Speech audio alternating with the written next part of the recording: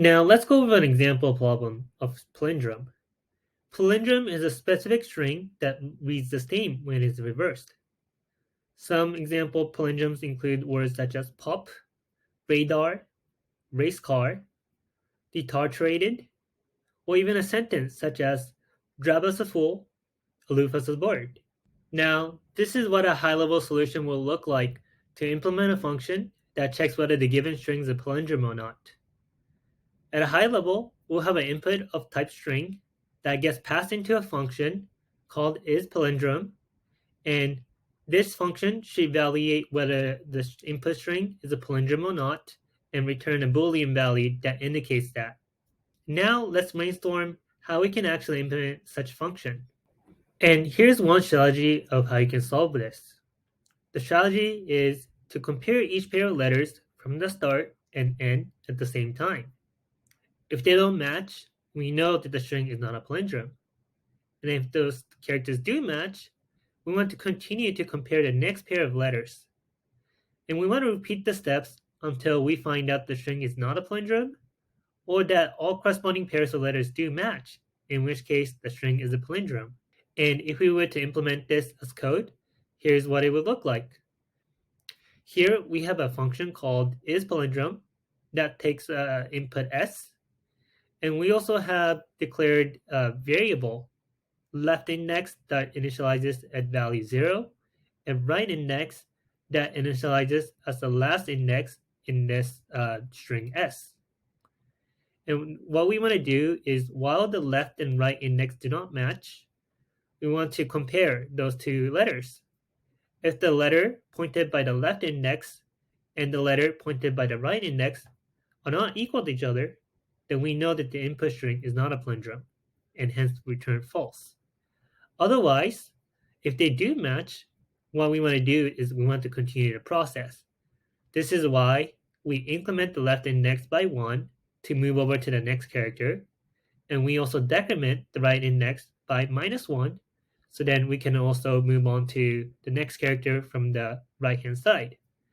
And we want to continue to do this until the left index and the right index do match, in which we want to stop the process and then return true. Now, let's analyze the time and space complexity of this solution. Here we have the input string s, and let us assume the size of that input to have n characters. And for each iteration in the while loop, we're doing a couple of things. One, we are comparing whether the letters referenced by left and right index are equal to each other. And if those characters end up being the same, then what we do is that we update the indexes. All those operations can be done in constant time or one time. And now to count how many times we're doing this, we're actually doing this n over 2 times.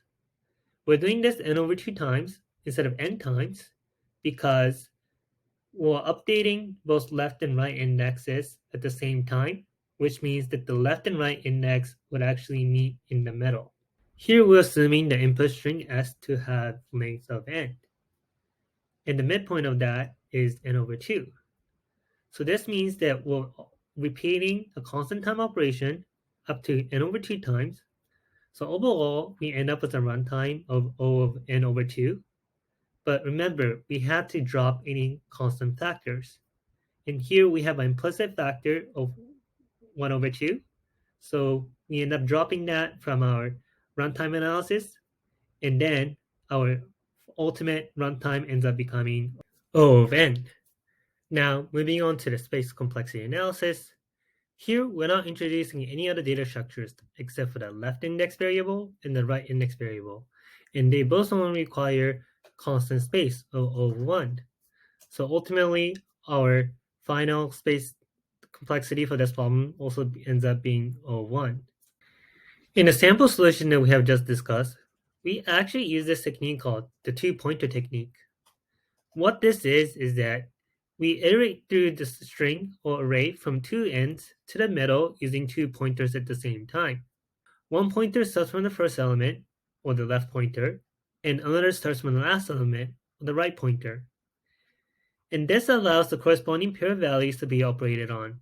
And we can do things like comparisons, swapping, and so on. And to update the pointer, we increment the left pointer and decrement the right pointer until the two pointers meet each other.